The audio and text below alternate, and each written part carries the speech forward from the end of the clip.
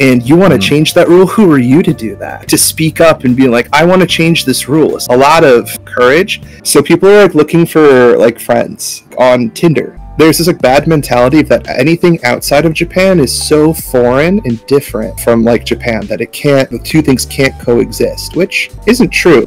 Today I got a special guest with me. That'd be my former Japanese teacher Max, as he flew to Japan a couple years ago, and now he gets to experience the culture firsthand. We'll be talking about his journeys, challenges, cultural differences, and some of his insane stories, or tips for anyone who wants to follow in his footsteps. It's a really fascinating conversation that you don't want to miss, and hey, if you enjoy it, think about hitting the subscribe button, or the like button, or if you want to interact with these interviews live, check out my Twitch over at twitch.tv/rhythm162. Alright, back to the video. We got the man, the myth, the legend, Max. Well, I don't know about you want to that. introduce yourself for a bit, man? Sure. So my name's Max, originally from Colorado in the United States. I've been living in Japan for the past about 5.5 years now. I was Leo's original Japanese teacher, taught him the basics of hiragana, katakana, and then he just kind of took off from there, and now I think his kanji's much better than mine.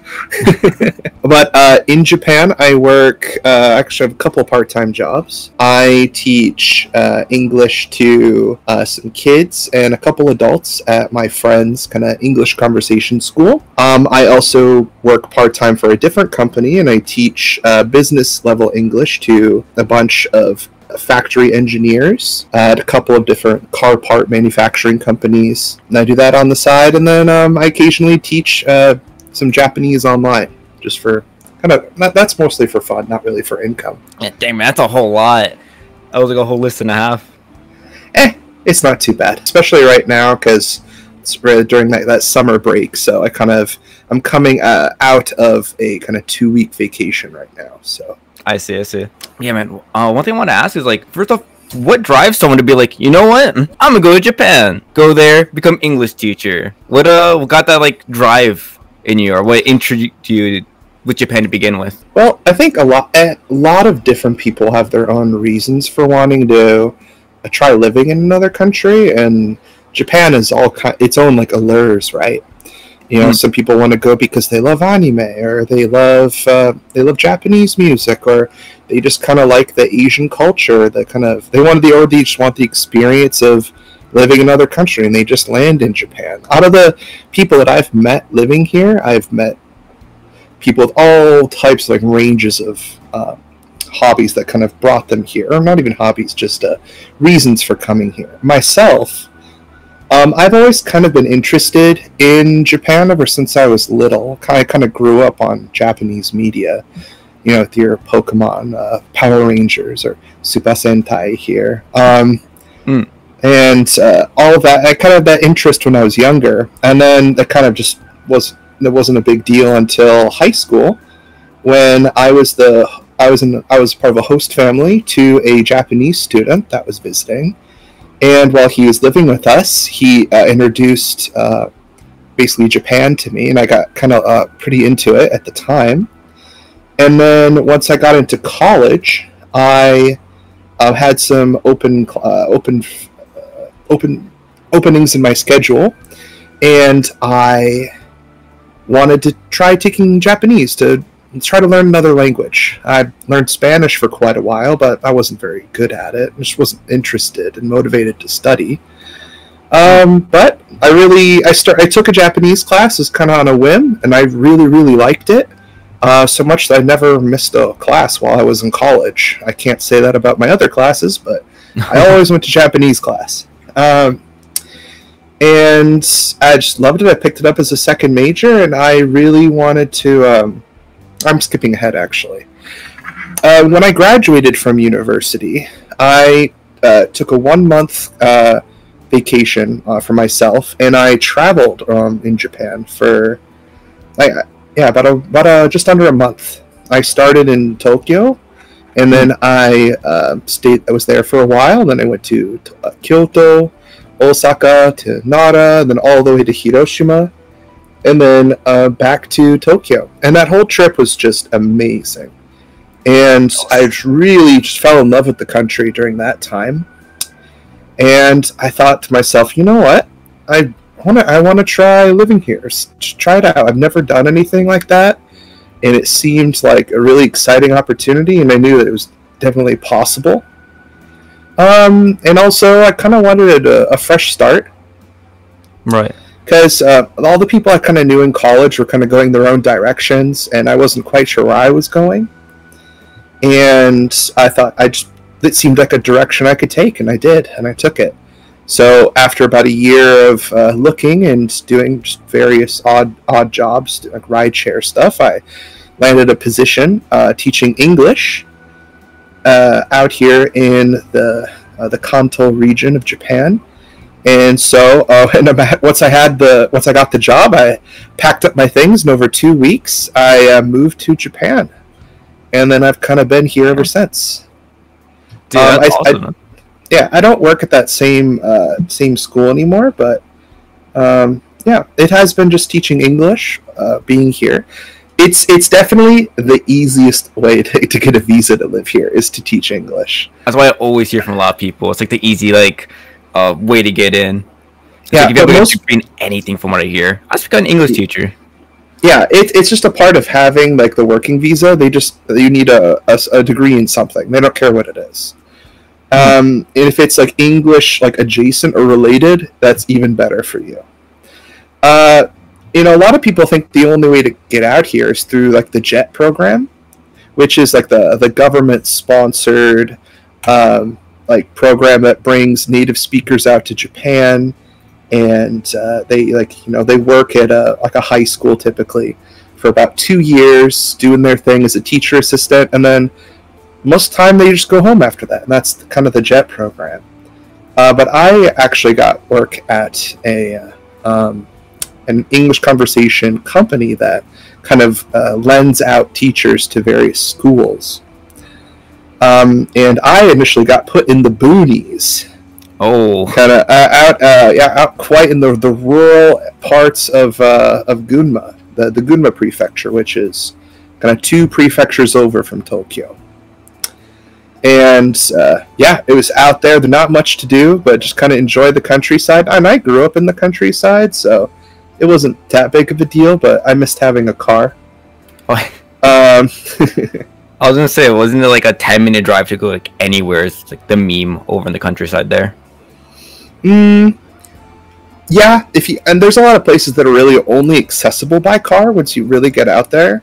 Like if you don't have a car, it's hard to get around. Even if you had a bicycle like I did, like if you you're kind of limited to the areas around train stations. And in kind of the more urban areas, that's not a problem at all. Public transportation in Japan's dope. But in the countryside, you kind of need a car. So the trick is you get friends or girlfriends that have cars, and that's good. It works out. It works out. Have them be the designated driver. You can drink as much as you want. Not your problem. Well, if Japan has a surprising amount of services for if you're like too drunk to drive your car, they have like all kinds of things you can do. I've never seen this in the States, but in here, you most people, like if you're too drunk to drive, you get a taxi and you go home, right? Or an Uber in the States. But here, as like a part of a taxi service, they actually send 2 drivers in one taxi. One to drive the taxi with you in it, and then another to drive your car back to your house. I've never seen that in the States. Yeah, it's pretty crazy. Yeah, just having some rando just drive your car behind you in the taxi, like, I don't know if people would do that. Yeah, it's pretty nuts, man. But I think it's super cool, though. The idea that you can just, like, drive somewhere with some friends, drink, and then, it's no problem. You just get some Uber with, like, 2 guys, and they'll be able to drive you home. Yeah. Though, I personally am not much of a drinker, so I don't really, Oh, hello, Mr. Chatter. Flugel. Fluggel's great, man. Fluggel's been helping me, like, proofread my manga for, like, past, like, 6-7 months. Very cool guy right there. Yeah. Flugel says, I'm so jealous you had a teacher, bro. Yeah, it's nice, man. I definitely got, Leo going, but, you had, like, a period of about a year where you just hit the book so hard that your kanji reading just took off, and after a while you're like, Max, look at this stuff. I'm like, oh, what do you think of that? And I'm like, hold on, I got to get my dictionary. I just be like that. I do sometimes, you know. Oh, I was really cool. surprised though. Apparently, you pronounced the name right. Unlike me, I forgot how I pronounced it at first, but I must have messed it up. What'd you call it? Flugel? Probably. Flugel? Alright, Paradox says, please don't take this with offense, but how is Japan for people with wider seats? Every video I see of Japan makes it seem like unless I'm size small, I would be in a claustrophobic hell. That's a good question. So, Japan is definitely built for smaller people. I myself am about like 6'3", and so like height-wise, I don't really fit into like most stuff. And then like width-wise, it's not really an issue most of the time. I would say buses is like the only time I'm ever like, this is too small. As far as like buying clothes and stuff, Japanese are small people. And so if you want to get into like the Japanese fashion industry here, if you have like a big build, it's gonna be tough. There are stores that kind of cater to like larger sizes here, which I have found. That's funny because like I'm in that kind of awkward area between the two, where like the normal stores, they have clothes that just aren't like long enough, like height wise. Like width, it's fine, but it's just not like, they just don't have clothes for tall people here. So, and then I go to like the store for like with the larger sizes, and I'm like, dude, this is like way too wide. Like, what's going on here? So, clothing is actually a pretty tough situation for, I'd say, anyone over 5 foot 10 inches. You're gonna have some struggles. I never would have thought me being 5'3" came to like a benefit. You'd fit right in, dude. Oh, there we go. Also, Friend Fogo says I used to say flaggle. Oh no, it's bad. Then Fogo says, "Oh, I have a perfect guy on YouTube who's filming his trips in Japan while working in a fashion field." Oh, who is that guy? If you can send me the name of him. But yeah, so about that, I never really thought too much about like wearing clothes in Japan or anything like that. I just kind of thought about like hitting your head on the door or so. I've only done that once or twice. And both of those times were in was it Shinjuku Station or no? Yes, Shinjuku Station. I don't know what's up with that station, but they have some like really like low like ceilings in there. I see. Oh man. Where I do bump my head all the time are the cupboards in my apartment, because when you open them up, they're just like like there's like the perfect height where I'll like forget that they're open, and then I'm washing something, and then I put my head up to put something away, and just bam. That happens like every day. Yeesh. Paradox says, well, if you go somewhere, I need to know if me, the American fat ass, can go there without giving everyone a visual example of a fucking water buffalo in a China shop. Well, damn, that's a little harsh on yourself, man. Yeah. But I mean, you're like people that are not Japanese are gonna stand out anyway, and that's not something I would really worry about if I were you. Like, I mean, no one's gonna like stare or kind of like be like whoa, or like it's, I don't know, it's not something that you should worry about. That's just kind of how I feel about it. You're gonna feel like other things. They're gonna make you feel like separate than everybody. Like I call this almost like the gaijin like force field, where you like go and you sit on a train, and there will be like it'll be a crowded train, and if you you sit down, and even though there's there's like spots on either side of you, like people won't want to sit next down to you, and it's like I don't understand that, because I definitely don't smell bad. It's I don't understand. So, but then there's other people that don't give a shit, and they'll just sit down anyway. So it's really going to depend on who you meet. But like if you're worried about people judging you, like even if they're going to keep it to themselves, and you just shouldn't worry about that. That's some good advice, man. One thing to say though about why people don't sit next to you, I did learn a bit more about that. Apparently, it's because like people could be afraid that like, oh, what if he asks me for directions or anything like that? He starts talking to me in English, and I don't know any English, so they get very nervous about it. And I'm like, I guess in that aspect, I can kind of see it. I would hear like horror stories of like, oh yeah, I brought my family over to Japan, and they started asking everyone questions like, oh, where to go, this blah blah, just in pure English, and they start like freaking out a little bit. I mean, so if you go to if you go to Japan, you got to have the understanding that most people's English is pretty bad. Yeah, I think the world. If I'm being perfectly honest, the English education here is not great. It's all book based and memorization, and very little practical like practice. I've so many students that just don't practice speaking English. Like they can read it fine, but when it comes to actually applying it, it's not, the skill's not there. So if you're gonna try to talk, if you don't speak any Japanese and you want to talk to some Japanese people, or you want to ask them a question, the phrase that's going to get you a lot of mileage is sumimasen, which is like excuse me, and then maybe just show them like a Google Translate of whatever you want, and then you could go from there.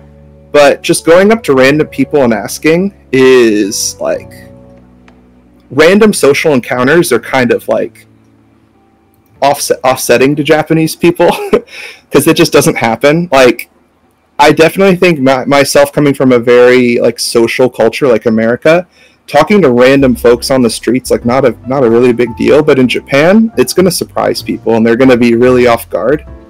So. And it's not even necessarily just because you're a foreigner. That's definitely a part of it. But a lot of it, I think it's because that just doesn't happen very often. Like, the only times I'll have Japanese people come and talk to me randomly is when they are shit-faced wasted. And then they want to know all about me. It's like those walls just come down due to alcohol. That's pretty convenient though, man. If you want to get some good Japanese press speak and just visit a local bar. Yeah. And and if people do speak a little English, they'll want to flex it, especially to their friends. Like, oh yeah, I can speak some English. I'm gonna go talk to this like white guy over here. So he'll try to do his best. Yeah, I love that, man. I love like hearing a lot of Japanese people just like do their best, especially if they have a thick accent. Yeah. No, I think the Japanese accents, like Japanese English accent's awesome. Like, I love it when my girlfriend speaks English. Oh, yeah, man, the accent's so good. One thing I want to bring back for a quick second before I mention it. Flickle asked earlier that how do I start?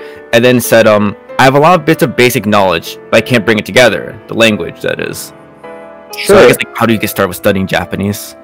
The quick version is you have to learn hiragana, then you have to learn katakana. Then you, in my opinion, should ditch romanji as soon as possible, like the Roman characters. Just, it's not useful, so switch over to those first two, like as quick as you can. Then you learn basic vocabulary, and then you learn some vocabulary. Then you learn some good grammar to help you bring sentences together, and then from there it's just expanding upon that, and learning kanji as you go. That's the very, very basic outline to how to get started. I recommend going through a textbook with the understanding that very natural spoken Japanese is going to be a little different than what's in the textbook. But to start, you should start from a textbook. I started learning from the textbook series Genki, and that's what I initially started teaching Leo from. How it goes, so you go Genki 1, Genki 2, and then into Tobira, which is kind of the more advanced textbook. And then once you're kind of in that territory, like self-study, it becomes just learning new grammar forms that let you tell new different things. Like, there's so many different ways to study a language, and it's going to be different for everybody. Like, the way I learn is a little different than how like Leo learned, and versus how like some of my other friends learned, and everyone's got their own thing. So finding what works for you is really important, but as a start, just kind of that really basic framework I said earlier would be a good place to start. For sure. I agree with that as well. I know a lot of like textbooks get a lot of flack. understandably so to a degree, but like I think it does help you get that structure in there to get like that good foundation.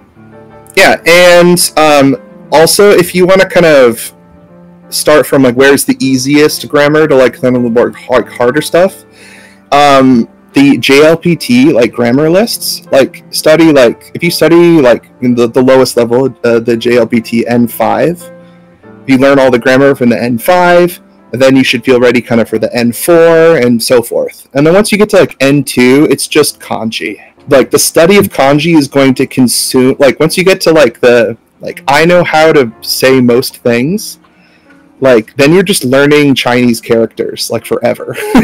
And that's the rest of that mountain you're gonna climb.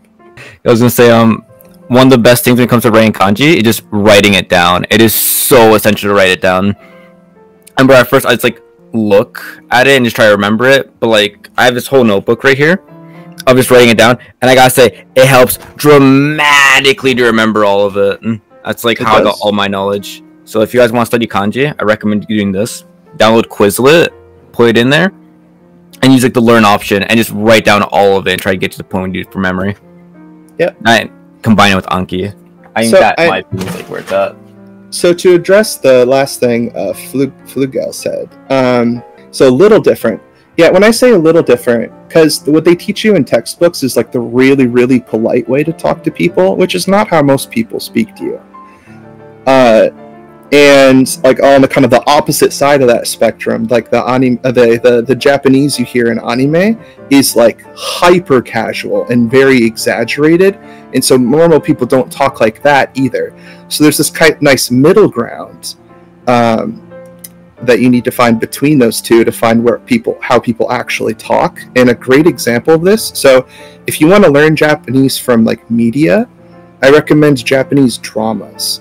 And that even itself can be a little mixed bag because they still have some like anime Japanese in there, but kind of more like kind of the more slice of life style series, like drama series or like romance series, will probably have the most natural Japanese. Yeah, I think it's about like having shows that have unnatural Japanese and all that. I still think it's important to know. And like if you come into it knowing it's gonna be unnatural, it can like really help differentiate. Oh, I know not to sound like this. You know, like I'll have like anime characters and like Duzzle or something. Like, oh, if I only see that anime, I feel like people probably don't. Duzzle, like those endings. Right, I mean, if you speak like they do in anime, people call you chunibyo, which is not great. Chunibyo kind of mean like I think it literally means something like middle school, like stuck in the second grade. Yeah, like where you're just like over dramatic. It's like my power surges. I will cast you into the darkness. Like it's like super dramatic and nobody talks like that. But it can be kind of fun. I think you can use for jokes. You know, that's why I feel pretty good to know. I mean, I talk like that to my girlfriend to make her laugh, and she loves it. That's great. Also, one thing I want to mention, Paradox went on a whole big thing. I want to read real quick. So if you have any word that isn't conversational English, it's a flex, unfortunately. Also, English is different given to how many different languages you need to have like a bad understanding of. The loose concept of words, roots, origins, random fucking words to have English mastery, it says. And yeah, a lot of words I feel like I used to read a lot from like books a lot, and so I learned some like really like book only Japanese, and so it's like written Japanese and like spoken Japanese, and I use a lot of those like written words to people, and they're like, what are you trying to say? Question for you real fast, Max. You know what the word brooding means or no? Brooding? Like in English? To like brooding? Yes. Yeah, kind of just... Isn't it... brooding is when you're kind of like silent contemplation, right? You're just kind of sitting there, kind of staring off into something and kind of thinking to yourself, right? That's kind of like what Jon Snow does throughout Game of Thrones. That's what brooding is, right? Or is there a slang meaning I'm not familiar of? To be honest, I forgot. But I got into a whole argument about Flugel when trying to translate something, and he wanted to use the word brooding. I'm like, bro, I've never heard that word in my life. Bro. I'm not going to use brooding. I mean, there's other words much more like common to use. And yeah, he just clowned on me. Oh, Paris says, to brood is the action of allowing deep unhappiness to show in your face. It's a little grumpy, isn't it? Well, possibly. In some situations, I'd agree with that. I don't think that's universal, though. Maybe if that person is unhappy, they would show that. But I think quiet contemplation. Oh, that's contemplation, though. Is maybe the sadness is a part of the brooding process. Oh. I was worried that my fans would have too much sound coming through, because it is hot here in Japan, guys. Like the humidity plus like the super high temperatures outside is a sauna. If anyone here is planning to go to Japan at some point, do not come in the summer. It's awful. In anime, they make it look like fun summer times with the cicadas and it's sunny and people like go to the beach and stuff. No, it is hot outside and it's not fun. Yeah, man. I was gonna say, I have a friend of mine. I try to play games with her now and then, and she's like, "Yeah, so I'm like suffering with heat stroke right now. Like, she'd be like sick from all the heat," and I'm like, "Yikes!" Yeah, it's like brutal. Yeah, like 38 degrees Celsius with like 88% humidity. It's not fun. Damn. That being said, though, yo, the salarymen, man. The salarymen, they're crazy out there. Whenever I go to Tokyo, I'm worried about them because they're like in full suits, just like walking around like in the sun. I'm like, oh, I'm in a t-shirt and shorts and sweating my balls off. How are you not just? Well, people do pass out due to heat stroke, so it's rough, man. Sad, man. Dang. Can I get enough this hydration check? Yo, I appreciate it. Yeah, I would never want to be a salary man. Fuck that. Understandable, man. Salary man just ain't where it's at. No. Oh, do you have that story of yours? I think you met that guy, that Yakuza member, a couple years ago. Yeah. Okay. So, I've always kind of wondered what like seeing like real Yakuza would be like, and I've only seen like real Yakuza, I believe, once, and it was when I was with some friends shopping in Shibuya. And it was like roasting outside, and then I see this like black car pull up. Like this is right at the major, you know, like that crossing, Shibuya crossing, which is like super famous online. Like a million plus people cross it every day, like that area. It's right outside the train station. That's where everyone meets. And I see this like black car pull up, and like all of these dudes in like full on super nice suits get out of the car and just kind of standing around like the passenger side. And then they open it and this guy comes out in this really like traditional, I don't remember what the specific clothes are called. It wasn't a kimono, no, it wasn't it was fancier than a yukata, but I don't remember what the exact terminology for that type of clothing is, but like really really nice kind of traditional Japanese clothing. It's this older man got out, and they were like his bodyguards, and so they all got out, and then they went into some like izakaya, and I was like, that is 100% Yakuza, 100%. Oh man, yeah, for sure. I mean, if you hang out in Kabukicho long enough, you'll probably run into some Yakuza. I hear for the most part they're nice. So I mean, hey, there's that. As long as you don't enter the wrong bar, I guess. Basically, I think the thing is, like, they won't fuck with like foreigners too much because then that'll attract police attention. That makes sense. The only thing is, you don't fuck with them, they won't fuck with you. Yeah. And like, be wary of if you're going to places like Kabukicho, be wary of scams. Basically, if like some like Nigerian dude comes up to you and starts telling you that you should go to his club with him, don't go. It's gonna be a scam, like every 100% of the time. Just don't go. So just don't fall for that. It's unfortunate, man. I hear a lot of like horror stories. People go there and then they'll get their credit card information and just drain everything from it.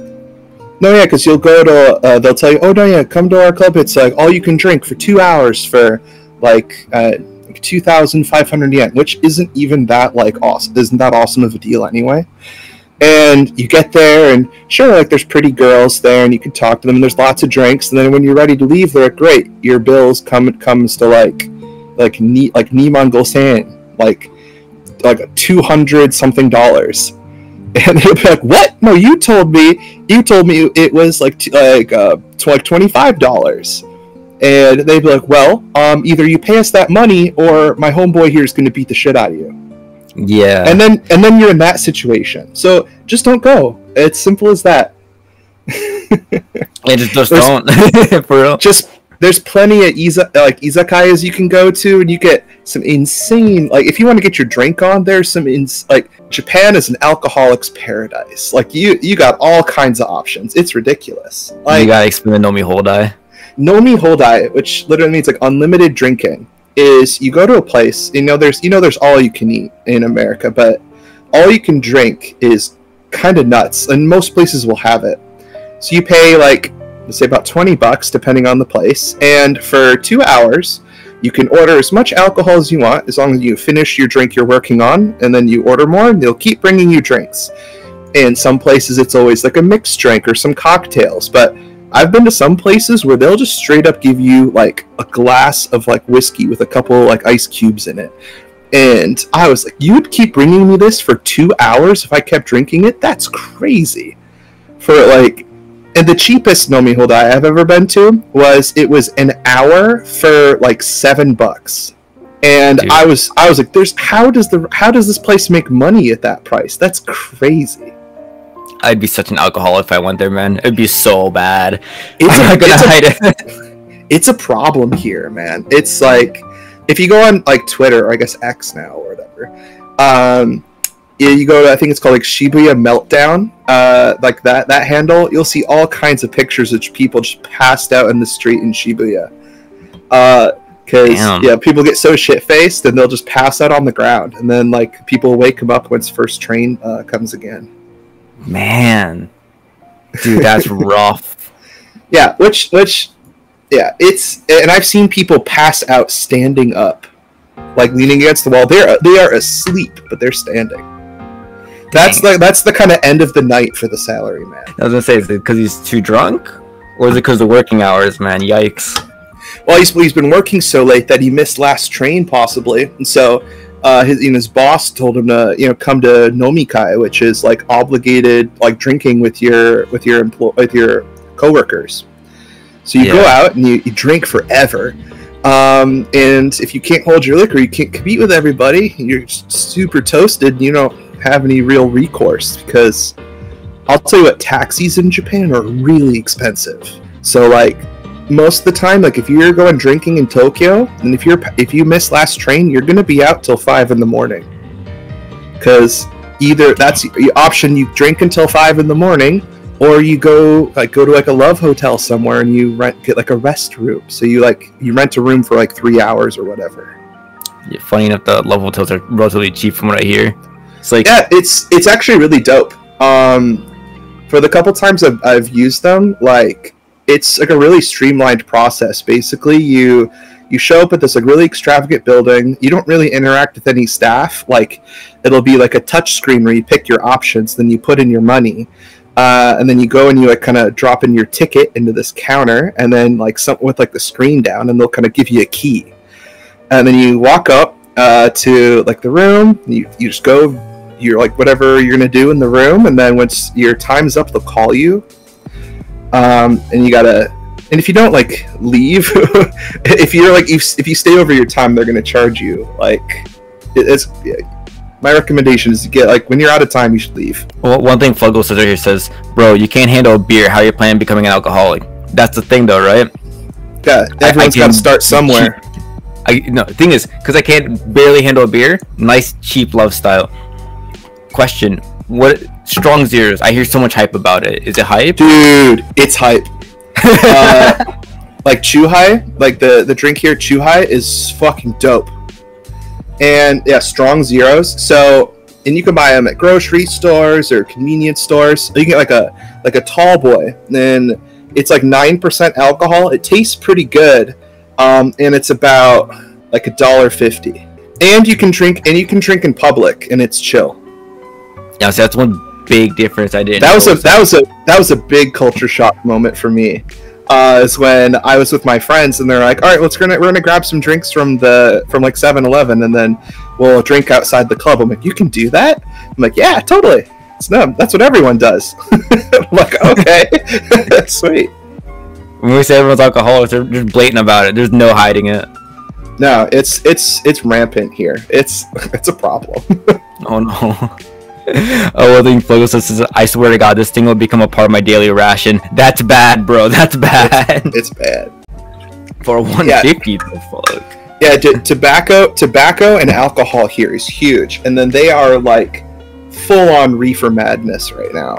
Like, weed is the devil in Japan. Yeah, I know. And myself being from Colorado, where it's nice and legal there, that makes me sad.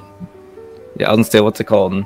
It's legal where I am too. I'd call some Japanese people, and especially back in my stoner arc, I'm like, yeah, I'm fucking stoned a second back, man. They're like, huh? Marijuana, very illegal. And I'm like, yeah, not here though. Ihou desu ne. Yeah, literally. So it kind of blows their mind to like, what? Seeing someone that's like on something that they probably consider as like the equivalent of like black tar heroin, you know?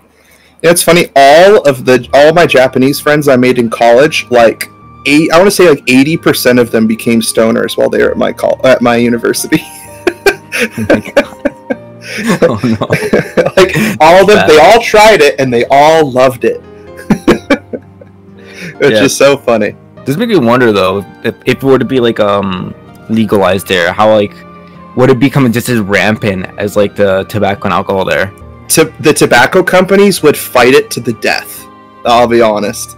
Like there'd be so much pressure from those companies to keep running like the propaganda ads. Have you ever seen any of those like weed propaganda like cartoon ads from Japan, or it's like aimed towards children? Oh, it's so funny.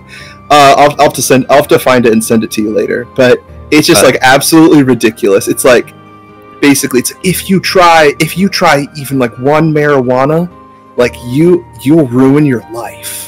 Like and like the little skit they do, like this kid is like the shittiest looking weed I've ever seen, and he's like you wanna smoke this with me? Just do it once, man. It's so cool. He's like no, it's bad. Do you have to send that to me? Marijuana wa dame.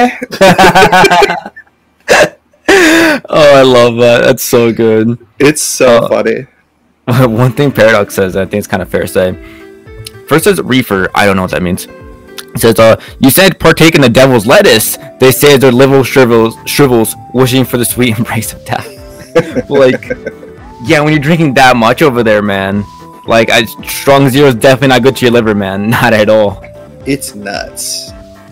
Yeah, and you know what? And for a country with the rampant alcohol drinking, their beer selection is garbage. Like there's like the standard beer that everyone drinks here, and I'll be honest, the beer, like that beer, is pretty good, but that's it. There's like no variety.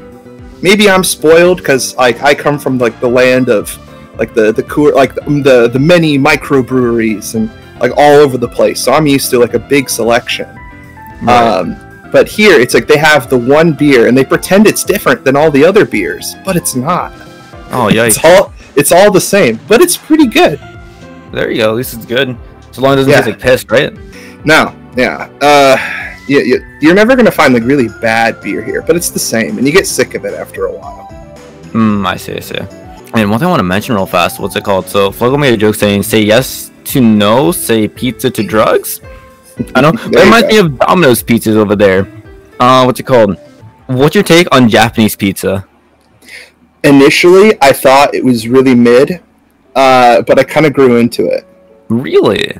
I have come to accept that there are more ingredients that you can use in pizza, and it's not bad. Like, they can make mayo on pizza work. Now, I believe that it's only true when it's Japanese mayo. I don't want any of that American mayo on there.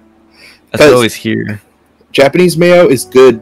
It's really good because they only use like the egg yolks, and it's like super fluffy. But Japanese pizza is different, but there's some good stuff out here. However, that kind of standard like American style pizza, America does it much better, and for a way better price. I don't eat a lot of pizza out here because it's really expensive. How much would a large pepperoni pizza be there? Like the equivalent? We're really extravagant. 3 toppings. 3 topping large pizza. 3 toppings, an American size large would be like, I want to say in the neighborhood of $30. Ooh, I thought it was more, to be honest. No, like 3 ingredients, like, because their large is like American medium size. Oh no, I see. Yeah, so like their like American style, like my American size large pizza is it's like in the neighborhood of like 30-ish bucks. Yeah, at some point it's a scam. God damn it. But I mean, you shouldn't be coming to Japan to have pizza. That's how I feel about it. That's fair. That's fair. Yeah, I say like that's an American thing through and through. Hell yeah. Nothing beats like, the amount of grease you get from like a New York City $1 pizza. You know. If you're a person living in Japan and you want to eat American style pizza, you got to go to Costco because it's the Costco, man. No, Costco is hype. Like it's every time I go to Costco, I feel like I'm back in America. It's great. It's like the same layout and everything. Oh yeah, some of the stuff's different, but it's great. It's the only place I can. If I ever want like really good cheese, you got to go to Costco. So I hear a lot of memes, like people go to Japan, they'll ask some like locals around, they're like, oh hey man, can you recommend some good places around here? And they're like, have you heard of the Costco around here? What? Yeah, like some people come in, they're expecting to see some like really traditional Japanese things, get some good recommendations, some cool places. And Japanese people, full like straight face, Costco's is amazing, you gotta check it out. And it's like lead you back into America. I don't know if like Costco's new here. But I could see like most Japanese people being like, "Yo, this new Costco stuff is awesome." I can see that. But a lot of stuff actually. I mean, you're in the land of cheap sushi and like really good ramen. Like you should enjoy that. Yeah, man. Oh, I want to experience ramen. There's a big difference between like visiting Japan and living in Japan. Because when you're living in Japan, that stuff eventually you're like, "All right, it's great. But I want something else." So I really got into cooking while I've been living here, and doing like home cooking is like really really fun. I thought the raid boss of cooking is trying to cook in Japan. You got to know where to find your ingredients that you want. That's like the one thing I really miss about America is the grocery store, because like the variety alone that you can find at an American grocery store is insane. And you can cook all kinds of stuff. Like I have different supermarkets in my like local area where I know I can find certain ingredients. Like I got to go to Gyomu Supa for this. It still bothers me to this day that they call like supermarkets like Supa, so it's just like a super that just cut off the market. It's like normalized for me now, but I was gonna mention like the amount of space you have there to cook. From what I understand, like there's like no space whatsoever. No, kitchens are small. You got to be really efficient with your space. For sure. I know what's called watching like Abroad Japan back in the day, and he's like, yeah, he uses ironing board as a table. There's that little space. That's smart. My kind of current like mobile desk that has my laptop's on right now. When like I'm doing like a large cooking project, I'll use like I'll take off my laptop here and use this as like a space to do prep. Because basically my like counter space in my kitchen is just larger than like the size of a cutting board. Oh no! So you gotta get really efficient with where you put all your stuff. You're just playing like Tetris there essentially at some point. Yeah, that's part of the challenge. It's part of the fun, right? One thing that Flo says, I don't know, I'd come to Japan only for the people and the culture. What would you say is your favorite thing about the people there? My favorite thing about the people, I'd say like my favorite thing about Japanese people is how much they'll like open to you.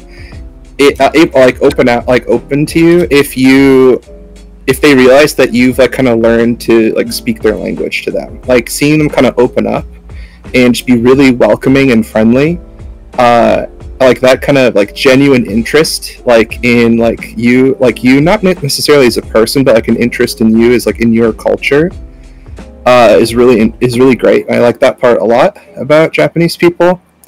And I guess like everyone says like how polite everyone is here, and I do like that, but that's not really Japanese people, that's Japanese culture. That is a very good differentiation. Like my favorite part about Japanese culture is just how safe and like how safe it feels here, and how like it's hard to describe my favorite part about the Japanese like culture here. It's how connected everything is, and how like so many things here have like a really deep history to it. And I feel like coming from a country that's only like a couple hundred years old, in America, we don't have anything that's like really deep and like old and has like a lot of depth to it. As far as like, you know, this tradition of doing this, going to even like doing something as simple as going to a like onsen here in Japan. Like it's just enriched with this kind of like remnants of like this really old culture that's been there for such a long time, and for me, that's just a really interesting part of it. I can only imagine doing something like that, man. Seeing some like whole tradition, like just culture for like thousands of years, I guess. I'm not sure how old Japan is, but like very old. Yeah, like you said, America, we're like 300. So I'm like, I don't know, what's the oldest tradition we got? Thanksgiving. We're a little baby country. For real, man, for real. I love what Mr. Can I Good Enough said earlier about gotta micromanage your kitchen for efficiency. Right, true. My thing is I have like a kind of stacked drying rack, and so like I'll like prepare something, put it in a bowl, and put the bowl on the drying rack while I prepare something else. Oh, there you go. And also like one pan, like cooking dishes, is going to be your friend. Looking at like Flugel's question here, it's talking about onsen. How often is the tattoo rule encountered? Unfortunately, I wouldn't know because I don't have any tattoos. Though most places I go to will say like no tattoos allowed, and I think that rule is slowly dying out.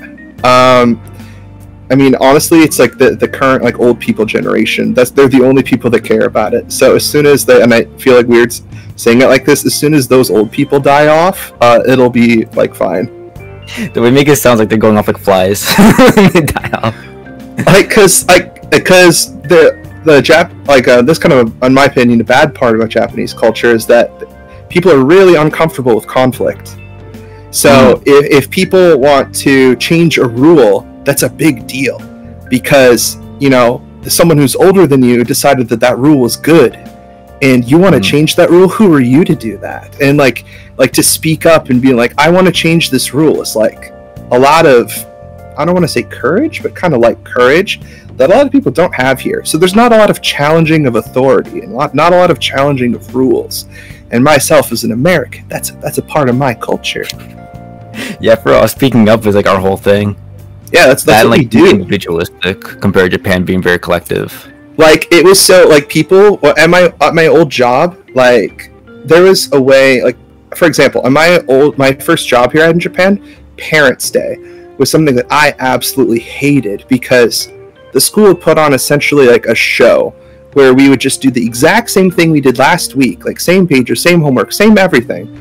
So like for the parents, so like the kids wouldn't mess it up because they've already done it. And it was just like this like charade that we'd put on for the parents. And I like really objected to this, and I would bring it up in teachers' meetings. So I'm like, this isn't really showing the kids learning. This is like so fake. And if I were a parent, this would really make me mad.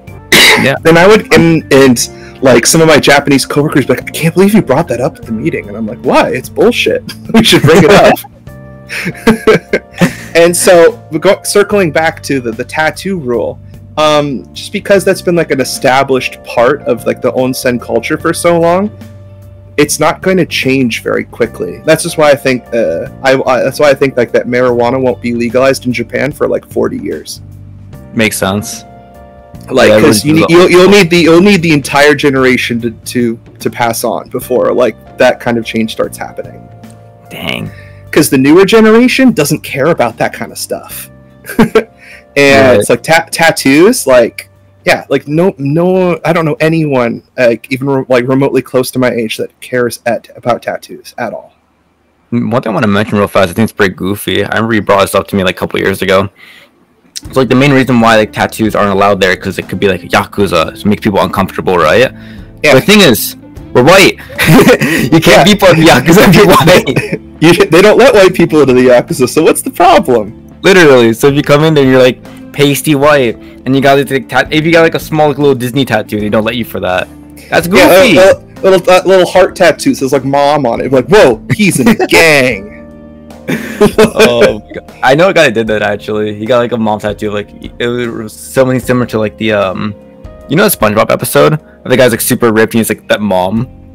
tattoo, you know what I'm talking about? Yeah. He got one of those. Like, that's fucking legendary. So much There you respect. But like, yeah, they kick him out for that. Imagine, dude.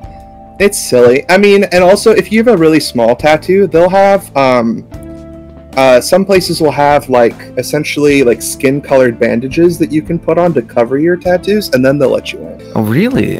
Yeah, but if you have like a full back tattoo, good luck. Nope. I guess They probably won't let you in. Yeah. If you go to like a private onsen, they'll probably let you go in. But like the public ones, like, but speaking of culture shock, going to like an onsen for the first time is wild. Cause Jangle like, everywhere. oh, it was so funny. Like the first time I came to Japan, I brought my swimsuit, and I was talking to my friend. And he's like, "Yeah, we're gonna go hit the hot springs in a bit. You want to come?" Yeah, I'll go grab my swimsuit. He's like, "No, you don't need that." Like, what do you mean I don't need my swimsuit? We're gonna. It's like, no, everyone's naked, dude. Like, everyone, everyone. Like, oh, okay. Yeah, that was a weird, man. And then like, continue. Oh, go ahead. Oh, they do give you a little modesty towel. It's like this like little towel that you could use to kind of cover up your man bits while you're walking around. I mean, if you're embarrassed by that, which I was probably for like the first like 15 minutes I was in there, and then I just stopped caring. Like, whatever. People are gonna look anyway, so go ahead. Behold. Behold. Goran kudasai. Please look. It's like, grace your eyes upon thee. Please observe. Oh my god, that's Enjoy. Great. That's great. I think eye contact's important in the onsen. Oh, and I should clarify, like, if you go to a pool to do lap swimming, definitely swimsuits. Just not the hot springs. I was gonna say, she says to behold my divinity and weep. Hey, what's up, sheep, man? I would be really uncomfortable if someone just just fell to their knees in front of me and started weeping if I was walking around. I would be so uncomfortable. Like, did your jealousy. Wait, did I ever tell you like what my comedian friend used to do in like the onsen as like a prank to staff? What's that? So, I mean, you can tell who's staff in the onsen because like there'll be guys walking around in the pools and they're wearing clothes because they're staff. They're like doing like cleaning up stuff and making sure everything's good. And so my friend who's a comedian here, he does stand up. He'll walk up to like the staff and he'll be like "Let's go some of this," like really loudly. Yeah. And for those of you who don't know, like "Otsukare-sama" is like a really nuanced like phrase that basically means like "thank you for working so hard." And so he'll say it like really loud, and so like the staff will be like really yes, thank you. It's like so awkward, but he just does it with a super confident like loud voice, and it's amazing. That's great. And one thing I want to mention real fast that Paradox said earlier, said, man, if I ever did a trip abroad, I think the first thing I'd miss is brisket or tortilla factories. I'm so close to the border that I know good Mexican food to settle for the fake version in another country. Though I do hear that there's a bit of Mexican subculture hidden somewhere in Japan, which reminds me about how you had that Mexican place, right? It's really hidden. it's so hidden. It's so hidden I can't find it. Yeah, that's like the two things like food culture. Like food types that I really miss from America is really good barbecue and Mexican food. There are very few Mexican restaurants, and even fewer of them are good. Very fortunately for me, in the past like couple months, actually, a Mexican cafe opened up close by to where I live, and they actually serve like pretty authentic like carnitas tacos there. And it's awesome. And then whenever I go there, I feel like I'm a celebrity because they want to take a photo with me. They probably want to post on their Instagram like, "Look, foreigners eat here." Oh, that's great. And but barbecue is one thing I've yet to find here. And you could definitely find it in Tokyo. They have everything in Tokyo, but outside of Tokyo, good luck. Yeah, it makes me wonder what is outside of Tokyo or like the bigger cities. It's like your time in the countryside, for example. Mhm. What was the thing like everyone would do? In the countryside, Yeah. drink. There, like, maybe a lot of people don't know about what snack bars are. In my city I was living in, there were quite a few snack bars. Snack bars are kind of like girls bars, which are basically like hostess clubs, where you go into place and you pay like a fee and you buy drinks and you can talk to like pretty girls while you drink. That's like the idea of like a girls bar. Snack bars are a little different, kind of aimed towards like the older ojisans, and where instead of like really cute girls in like their 20s and 30s, you're gonna have like women in their kind of like 40s, 50s, even 60s. They'll come in, they'll talk to you. They're probably really good at conversation, but I personally don't think they're that cute. That's kind of so that's basically what snack bars are, and there were a lot of those in my town in the countryside. Karaoke clubs are also pretty popular, but most people, if you wanted to do kind of nighttime activities, you would have to take the train to Takasaki, which is like the biggest town near where I lived. They had like all kinds of restaurants and the movie theater and like a mall and stuff like that. So I'm surprised you haven't mentioned pachinko. Oh yeah, well, that's because I don't do that. Yeah, pachinko is also quite big. Yeah, I was gonna say I hear a lot of like places in the countryside. Countryside doing good when they got a massive pachinko parlor right in the middle. Pachinko is so like not awesome. I don't like it at all. I don't quite get it myself, but I think I might get it to some degree. Basically, like hearing the balls bounce or so. Yeah, if you want to go deaf by like going in there, it's so loud and just like absolutely reeks of cigarettes. So if you don't care, if you like are a heavy smoker and you can't hear anymore, pachinko's just right for you. Dang. I was gonna say. It's like going to Vegas, except it was like 3 times louder. There's not that many ways to gamble. There's only one way to gamble, and it's just like a smoke screen like most of the time. It's not good. I don't recommend it. Any rules about smoking? Since I've moved here, smoking indoors, like at restaurants, is not a thing anymore, except at izakayas, which are like Japanese pubs. You can smoke in most of those, or they'll have separate sections. As far as smoking like outdoors, most of the time, like smoking outdoors in public areas is very frowned upon.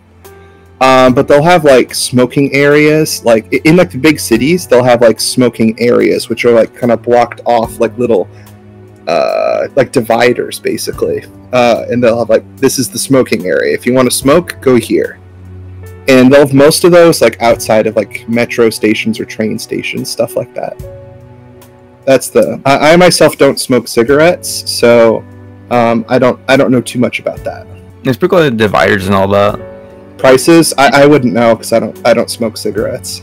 I think focusing the prices of things in general, maybe. I always hear like eating out is like very cheap. Actually, like a viable option to just eat out for the most part. Depends on where you go, but yeah, I'd say compared to America, it's cheap. Things are cheaper here. I actually hear what's called like, making food yourself is more so a luxury. Like it's more expensive to buy the ingredients compared to eating out. It can be, yeah. Dude, I'm so jealous, man. Because like I hate making food myself. Just because it takes so long. I'm very, very lazy. I'm like, I just get some like basic sandwich, throw in the air fryer, call it a day. Yeah, if you like want to eat out all the time on a budget, your options are going to be pretty limited. It's going to be various versions of rice bowl. It's going to be rice bowl with beef, rice bowl with like vegetables, rice bowl with this, or like noodles, like soba or udon. That is my diet. Well, then you're good to go, dude. See, let's go. See, dude, nothing's easier than just getting like got a rice cooker a couple months ago, and it changed my life, man. Rice cooker, make some like beef, or just like put the rice in the air fryer, call it a day. I've been living off that for the past like 13 years. Rice and beef, baby, let's go. It works. Yeah. Yeah, there's definitely like the cheaper budget options are pretty good. And there's also the really high-end stuff. Like if you want to go eat like some nice like meat, it's gonna cost you. Ooh, the Wagyu, man. Wagyu, super worth it. I've had it a couple times, mostly for my birthday, and oh, it's awesome. It is a life-changing experience. I had Japanese barbecue last month or so, and I had some Wagyu in there, and like yeah, it is pretty nice. Yeah, like the A5 Wagyu steak is incredible. Definitely worth it if you're willing to drop like $100 on a meal, maybe a little more than $100 on a meal in Tokyo. Go to get some awesome Wagyu, man. It's worth it. Dude, all right, I have a question for you, right? Yeah. What is one thing you ended up loving about Japan that you just didn't think about beforehand? Trains. Trains. I love the trains here. Like the trains are always on time. They're always clean. They're nice and cool. Like they're convenient. They're not that expensive. It's awesome. I love trains. Like growing up in like a rural area in America where you take your car everywhere, and I was always the driver. So you always have to focus on the road, and you can pick your music. That's great. But I love I'm going to go to Tokyo. I get on my train, I sit down, and I pop open my book, or I can look at my phone, I can listen to music, and just relax until my stop comes. Like, it's so nice. And then on top of that, like, traveling across the country in a bullet train is amazing. Like, I love the Shinkansen, because it is, like, you open the window and you're going wicked fast and you're feeling it. Unlike you're in an airplane where it's kind of to you it seems like everything's going by slowly even though you're going really fast. In a Shinkansen, you feel it when you're going like past things, but it's so smooth and quiet, and the seats are like, they're not like, you know, like airline companies where they just try to fit as many people in there as possible. No, it's really relaxed and get a nice seat, and it's the best way to travel in my opinion. I love it. That's nice. Yeah, I would say Flo said right now, what about train capacity? And from what it sounds like from you, it's not very compact or anything like that. You still have like space to breathe. So what I said only applies to like rush hour trains. If like the big rush to go to work in the morning. Fortunately, with my job, most of my work starts in the afternoon, so I don't have to deal with that like big rush in the morning. Like doing train 9 a.m. trains. Yeah, no, like the basically riding the trains between 7 a.m. and like 8:30 a.m. sucks, and it's going to be really packed. And then also when people are getting off work, from like 5 to like 6:30 like p.m. or 7 p.m. like it gets kind of crowded, and I felt like a sardine a couple of times, but that's so rare that it's definitely not the norm. A sardine. You're like a sardine, like in a can. It sucks. I hear some stories of like people getting like, they'll get the staff and it'll like shove people into there. I've never seen that, but I know it does happen. Yeah, it's crazy, man. Yeah, feel sorry for salarymen because they have it rough. That's like the you know, it's like Sarah McLachlan ads for like the dogs in need. They should have like those for like, save Takeshi-san. He hasn't seen his family in like 2 months. Like, donate 1,000 yen to this foundation, and Takeshi-san can have a break. He can actually have a vacation. He might take it. He won't take it. That's the thing, though. he won't take it. He won't take it because Shacho would look down on him for that. Oh man. And Shacho means boss, by the way. Yeah. I think should we go a little into that? Like what, the work culture? Yeah, I was gonna say I ended up befriending this one guy who works in a Japanese game company. He does like animations and such, and he was telling me like, yeah, the last company he used to work at kind of sucked because he'd go to work and he's like, oh man, it's time to sleep. Gets a sleeping bag, falls asleep, wakes up, time to go back to work. It's like sleeping and then just like waking up in your job. I'm like, dang, that's rough. He works in the animation studios. Yeah, if he works in an animator, it's a sweatshop in there for sure. Yeah. What really sucks is that like people that want to like, oh, I want to support the animation artists, so I don't want to pirate anime. Well, that money's not going to them. It's never going to go to them. It's going to go to the publishers and like the companies that hire these poor animators to do all their work, and they're extremely greedy with their money. And animators that do amazing work are not paid very well, and they work insane hours. They only do it because they have a passion for it. It's not a good way to make money. There are some exceptions. I've heard very good things about Kyoto Animation, and that they Kyoto Animation apparently is not like that, and they pay their animators pretty well. So I've heard. I don't know if that's true. I mean, that's good. But that's what I've heard. But a lot of studios, man, it's crunch. Rough. One thing impresses. I think I could go there for maybe a week like that before turning into Chiguv. I don't know what that is, and burn down the building. Che Guevara. How do you pronounce that guy? I know who he's talking about. Che Guevara. I think that's how you pronounce it. What do you do? Yeah. He's like a revolutionary. Oh, I see. Yeah, okay, that makes a bit more sense. So you turn that and burn down the building. Yeah. Well, if you come from a culture that is okay with conflict, you can bring up to your boss how bullshit the hours are, and maybe things would happen. But most Japanese salarymen will just accept that this is the way things are, and they'll try to tough it out, and they'll keep pushing it down until they can't do it anymore, and then that's when bad things happen. Dude, that reminds me, man. What's it called? I think you told me before that they used to hire like foreigners, just because foreigners would actually speak up against their boss. Yeah, like kind of like bad idea checkers, because like everyone, like let's say like if the company president or like some manager is gonna like say some idea in a meeting, and everyone who's below him in the social ladder aren't gonna tell him that his idea is awful. They're like, oh, that's a great idea, boss. Yeah, that's awesome. They'll just keep kissing his ass the whole time. And then, like, eventually this idea is put forth, and then when it fails, they'll be like, what happened? Why didn't anybody speak up? Like, oh, because we don't know why it went bad. But then if you have someone in the meeting say, that's actually a really bad idea. We shouldn't do that. And then, like, yeah, so I've heard of some companies doing that. I've never done that, so I don't know if that's true. But I have heard about that.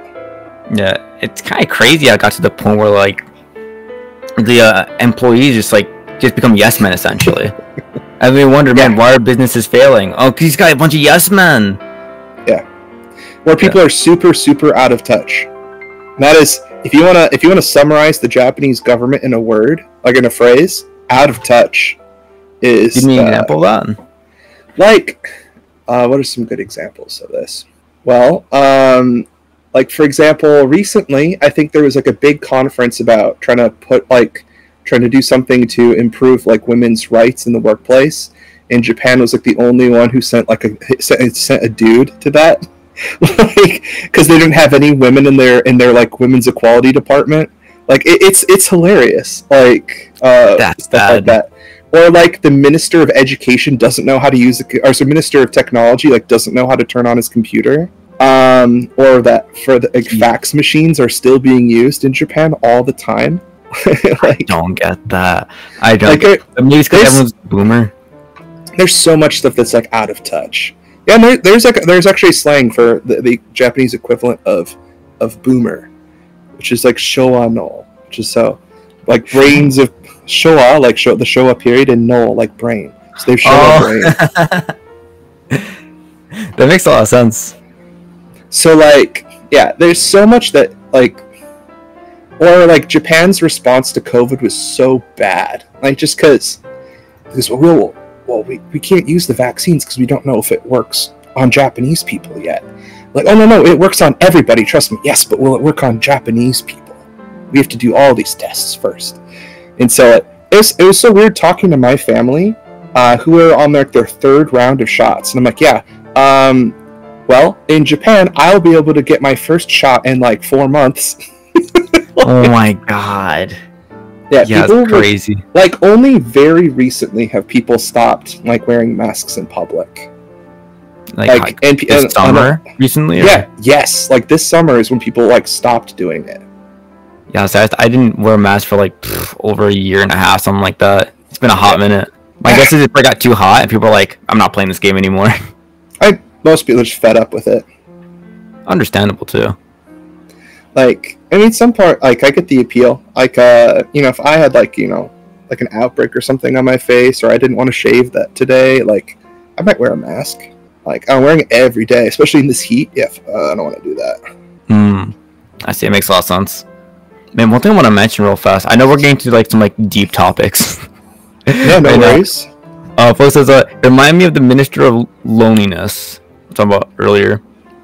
Yeah, and that's it says, no one knows about it, but it's a real thing. Actually, I am aware about it. Are you? I'm guessing, or?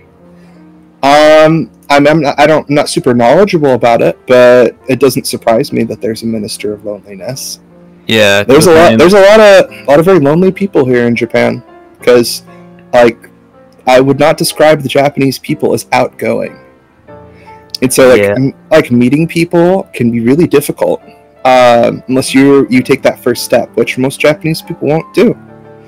So either you know you have your friends from work or your friends from school, and if those like relationships don't work out, and maybe you don't have a great connection with your family, you don't have anybody.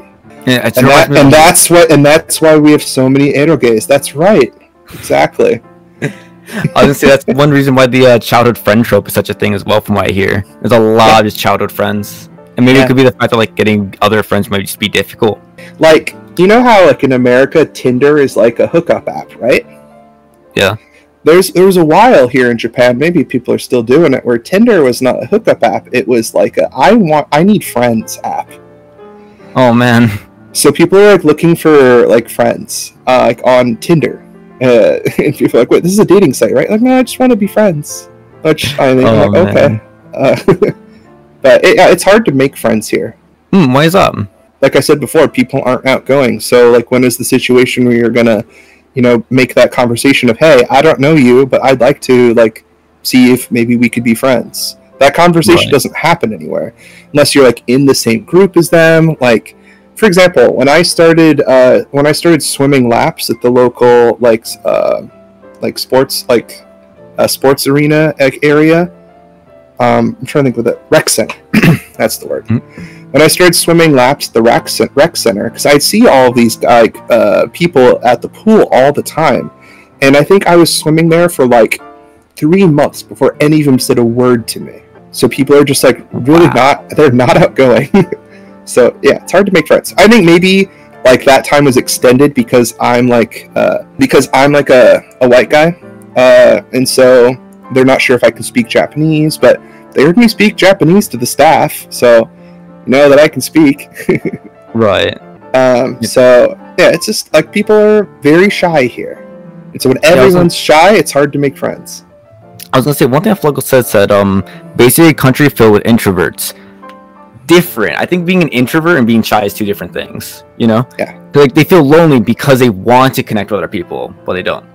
Mm-hmm. Right? Introverts like cool with being alone. Yeah, exactly. So I mean, a lot of people want connection. They just don't know how to go about doing that in a way that they get like feel like really embarrassed by putting themselves out there. That being said, though, about like a lot of people being lonely, I hear it's also mainly a Tokyo issue. Would you agree with that? Yes. A lot of like, there's definitely a slight difference in culture depending on where you are in Japan. I'd say, like, when you think of this, the typical, like, you know, like, kind of not outgoing Japanese person, that's mostly the Tokyo area. Like, most of the most interesting, like, people encounters I've ever had in Japan were in the Kansai region of Japan, which is, like, Kyoto and, like, Osaka, which I think are awesome. It's an awesome part of Japan. I really like the Kansai region. That's, like, also coincidentally where all of their comedians come from. It makes sense. All of them are from the Kansai region. Yeah, I hear a lot of people, like, mainly down south. They're, like, very, very social. Yeah, like, the more west you go, the more outgoing people are, which is cool. One of my most memorable experiences was meeting this guy at a coffee shop, like Seiya. And it was so hot outside, and I was kind of in Kyoto, going from temple to temple, just taking all kinds of pictures. It was roasting outside, so I, like, dipped into a coffee shop, and I started talking to, like, the barista guy there. And he actually spoke pretty good English, and he was this guy who had taught himself English by watching American movies. Ooh. Just, like, he watched like all the movies, and he spoke really naturally like an American would, and I thought that was so cool. He just taught himself that. And he was like a wild dude. And he introduced me to some other folks that were traveling in Japan. Like there were a couple girls from like Finland and these two guys from like England. And he introduced me to them. And then we all went like clubbing together later. And they'd say it was crazy, dude. It was wild. Dude, that is awesome, man. So like there are like very outgoing people. It's just like the typical Tokyoite is not going to be like reaching out to you. They're too busy. Makes sense. They're either oh, that's another thing. How busy people are here. Some people, it's ridiculous. Like when I was kind of in the dating scene, trying to like, you know, doing the online dating, trying to find people, I was seeing this girl very briefly, and I was, you know, trying to ask her out for like a second date, and she said, oh, I have like a lunch opening in like 4 weeks, is that cool with you? And I'm like, what? You're so busy that I can only see once a month, like, and that's a maybe? Like that's not crazy. That's not enough time to form any kind of relationship with somebody. So sure. that didn't end up working out. But I know so many people where they're just that busy. They just can't find time to do anything. Yeah, that's so rough, man. Makes me wonder if there's gonna be a cultural shift coming up soon. People get fed up with that or not, with the whole like work culture. It's being way too busy. COVID just kind of forcibly shoved Japan into the it's cool to work from home thing. And people it. People like not going to the office. They don't want to go back. No. That's good though. That's good. It might be a thing that might actually bring change. Yeah. And it really forced Japan into a little more digital age, which I think is very good. Very, very good. No more fax machines. Let's hope. We can pray. One thing Paradox says, actually before that, Fuego says earlier about people not knowing if you speak Japanese or not. It's a weird trinket saying like, I know Japanese. I just imagine like, wearing a t-shirt. So it's like, Nihongo jouzu desu yo. I can imagine. Yeah. And it's kind of, it is like a meme on like the Japan like focused YouTube where everyone says like ojouzu desu ne, like, oh, your Japanese is so good, even though you just said like arigato. Like literally, like something really simple. Like I could have picked that up off like a little pamphlet. Like, you know, I don't actually speak Japanese. You know, literally. I was on a call with one guy one time, and I get really nervous when it comes to speaking Japanese, so I just like didn't. I was speaking English, and he forgot to say the word drink, and I'm like, oh, norimono, and he's like, yes, oh, nihongo jouzu desu, and I'm like, I said one word. I said the word drink. Oh man. But I also noticed too, they usually say it when you mess up as well. So it kind of feels like so it's an indicator that your Japanese isn't all the way there yet. Literally, they're trying to be polite, which ironically enough means like you're not Nihongo Josu. Yeah. Though I think most of the time it comes from a place of like, oh, you're trying and you give a shit, and I'm very happy about that. They're very polite about it. That's where I think that comes from, though a lot of people see it as kind of condescending, and well, it can definitely feel that way. I don't think that's where it comes from, though. 100%, I fully agree with it. It can come off like that, but like, the intentions are just like them like being very excited and happy about it. Very, very wholesome. Yeah. Though I will say it gets really annoying when I'm using chopsticks, and they're like, oh, you can use chopsticks? I'm like, really? And then I'll do like later if they use like a fork or something, like, you can use a fork? And then they'll kind of look at me weird, and then they'll be like, oh, okay, I get it. Oh man, that'd be something. I know a lot of people that can't use chopsticks, so. Oh, I was just saying, you got to learn how to use them. That's fair. If you're in Japan, like, this makes sense. You have to learn to use it. I was in December, I went to a Japanese barbecue with a couple of friends of mine, and we're all using chopsticks. And there's that one guy. We're like 40 minutes in. He's like, guys, I gotta give up. Waiter, can I have a fork, please? And just like asks it with some shame. One thing Paris says earlier says no one likes going to the office. It shows that managers are the most expendable rung in any corporate ladder. But I don't like going to the office and all that though. I don't know. Yeah, I mean, like, it can be. Yeah, it shows you how unnecessary a lot of things are, I think. A lot Like, of these the tradition, I'm guessing. yeah, and what's having like a really big impact now is that like a lot of companies be like, oh, we can just be remote and mobile the whole time, and we don't need these big office buildings. And then real estate owners are like, whoa, whoa, whoa, guys, hold on here, we really need this rent. Oh man. So yeah, like real estate in Tokyo kind of like had a really like a big shift because of like this. You know, a lot of offices closing just because they didn't need them anymore, and it's very interesting. It's pretty interesting, yeah. Makes me wonder like how it will look like in 40 years. I feel like it's gonna be completely different. And from what I hear as well, some cool news for all those people that want to go to Japan as well. They're gonna not be so harsh about their visa anymore, from what I hear. So like if you want to go to Japan, you need like a work visa. But for the most part, from what I hear, they might change it to more so like, hey, you can come to Japan so long as you pay taxes, we don't care. Wow, that'll be a big shift. Because from what I understand, Japan's like on the verge of collapse because of the whole like birth rate and everything. Yep, they need more people to come into the country because people are too busy to make babies. And then when they make the babies, it's too expensive to raise the babies because everyone wants to live in Tokyo because that's where the work is, and there's just no daycares for the babies.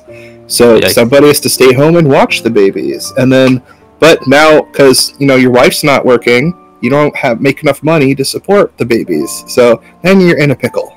Oh no, and that's when you come with the sleeping salary man from earlier. Yeah, because you got to take all the crazy shifts. Dang, man. You know, it's rough out there. But yeah, I'm thinking though, 30 years from now, I think it'd be a big change. Yeah, I hope so. I like to think that, what's it called? I think a lot of it has to do with like young people having a bit more of like an open mindset. And I think the internet has a large part to do with that. I think it helps like show much more of what's breaking the very strict cultural like rules they have there, I guess you could say. Like what? You can have tattoos? And it's normal in other countries? You know? Baby steps. What? And I think there's like a bad mentality that other people have because it's like there's Japan and then there's the Gaikoku, which is like the the foreign country, like the outside of Japan.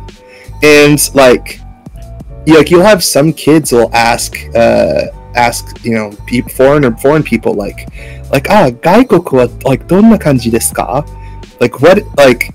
And it was like, where is Gaikoku? Like, where is this, like, foreign country that you're talking about? You mean, like, me? Like, it's like a different planet. I can tell you what America is like. Like, because there's this, like, bad mentality that anything outside of Japan is so foreign and different from, like, Japan that it can't, like, the two things can't coexist, which isn't true. Like, you'd be surprised how many Japanese people will travel to other countries and be like, they have seasons! Just like we do. I was gonna ask you about that, and actually, 1 second, I gotta use a quick bathroom break. Sure. I think a big problem with that is people need to travel. The folks in chat, do you guys like to travel? Not in and I'm not just saying like outside of the country, but just traveling in general. Go see a new place that's like different from where you grew up. What's the best stay in Japan for the first time then? Like, do you mean like where to sleep, like where to stay, or mean like what places in Japan to go to visit? Like a place, a city.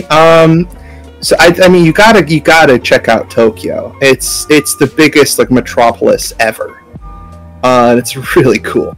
My big recommendation is like I guess as I said before, I love the Kansai region of Japan. So like Osaka, Kyoto, the Hyogo prefecture, which is right next to it, like that's all really cool. Like Kobe, and like Himeji, like all of those places are super cool. So like yeah, and I'm a big fan of the Kansai region. The dialect's not too bad. Oh what? Nah, dialects are my biggest that's my biggest weakness, man. You'll pick up what they're saying. I mean Okinawa dialect though. Oh, that's a little different. Now the Kansai Ben is not that bad. People freak out about that. I'll say drunk Kansai Ben is incomprehensible. But just talking to random people, you'll be fine. That's good. I was gonna say I was reading a book lately, right? and I was reading, like, man, this looks so interesting to me. I want to get into it, and I could not understand it because the Kansai dialect was so strong. Yeah, they do that. You know, it's bad when you look up a dictionary and just not on there. The words don't exist. Well, that's just slang. That or just heavy dialect. Leo reading a book. Oh, it was manga actually, but you know. Oh man. But I want to give an example of people how crazy dialects can become. So, like in standard dialect, if you want to say it's raining, it's ame ga furu, right? Over in Okinawa though, it's tin kara kamu kamu. Completely different. Not even remotely close. One could argue that it's not even Japanese anymore at that point. Yeah, like, I will talk to a lot of Japanese people about it, and I'm like, yeah, I really want to go to Okinawa, but like the dialect's crazy, and they all agree, yeah, it's not even Japanese to me. It's completely different language. Yeah, some of the dialects go hard. Like yeah. That being said, though, if you go somewhere, for the most part, everyone can understand regular dialects. Yeah, and they can switch on it for you. Everyone will understand the Tokyo dialect because that's what's taught in school. Also, I go on a lot of calls with people, and I just assume they're from Tokyo because they're using the standard dialect. And they're like, actually, no, I'm actually from like Kansai or whatever, and then they'll switch their accent for a second. I'm like, then you go, Nandi ne? Oh, that's great. I think the Kansai dialect's so cool. What about it intrigues you the most? I just like how it sounds and how it flows. Like everything about Kansai seems so relaxed and laid back, and to me, it really resonates with my kind of Americanness and Westernness, which is kind of one of the reasons why I like my girlfriend so much, is because she's the most non-Japanese Japanese person I've ever met. Can you define that? She's where I said most loud Japanese people are kind of shy and not very outgoing. She's kind of the opposite of that, or she's really not afraid to be her, to kind of, because there's a big thing in Japanese. There's the honmei and tatemae. So there's the tatemae, which is the face you show everybody else, and then there's the honmei, which is your actual self. And with her, I haven't seen her at work or anything, but when it's her, it's all honmei all the time. And I think that's so cool. And it very reminds me of the kind of the Kansai region of Japan. But which is funny because she's never even been there. I'm like, you haven't been there? I've been. I'm not even from Japan, and I've been there 4 times. What? Wait, versus Persona 5 reference? I lost it? Wait, Persona 5 reference. Wait, I love that game, and I don't know what I referenced. I think you just talked about Japan. Japan? That's from Persona 5, right? Sorry. Oh. Oh no, can you tell me what you thought the reference was? Actually, you know what? Question. That reminds me. What do you think of the portrayal of games? Oh, yeah, the face things. Yeah. I didn't even think about that. That makes a lot, because you always unmask people in the game.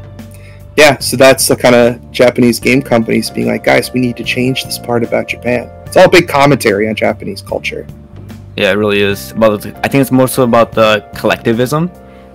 Yeah, and how rumors are bad. Right, we're sharing rumor. Yeah, but there's a big part of Persona 5. It's adults are bad. Adults are bad. Well, I don't know how much. Actually, yeah, maybe it could be the difference between the young people and the boomers. They're sick of their ways. Yep. But no, that's a very cool thing. I didn't think about connecting that together. That's true. Yeah, I like that. One thing I was gonna mention before is what do you think about portrayal in games compared to how Japan, the real Japan, how it's what games are we talking about? Dead or Alive? Or are we talking about? I'm going to Persona 5. That's Persona 5. I guess other than the whole action part of it, but how they portray going to school, there people act or anything like that. I'd say it's exaggerated, but some parts are really on the nose. Which part would you say is on the nose? The whole rumor spreading and the bullying problem and kind of abuse. That's a problem here. Oh yikes! Yeah, it's a big problem. And so I'm really glad the games like that are kind of bringing that into the social consciousness. And I also think that again, it's that avoidance of conflict. Like, people will let like students like bully them, and they won't tell anybody about it. And then if people do know about it, they won't do anything about it because they don't want to accept. They don't want to upset the balance of, like, they don't want to be the one that causes conflict. And so and then just nothing changes, and then people go to extremes, and that's very sad. Dang, that was rough. I was thinking more so like, oh yeah, how like the visuals look compared to like, oh man, dude, like how do places look? Like, oh no, yeah, oh, like how like the aesthetics of the game, dead on. There are places like in Persona 5, like Shibuya Crossing looks exactly like that. Oh, for like, real? Yeah, they just like went, or like the main street down like Shibuya. I've walked. I know that street. I know exactly where that is. Like, when it comes to like that kind of stuff, like, oh yeah, 100% looks like that. Or if you've ever played Persona 4, like the countryside is exactly like that. Oh, for real? Oh, exactly like that.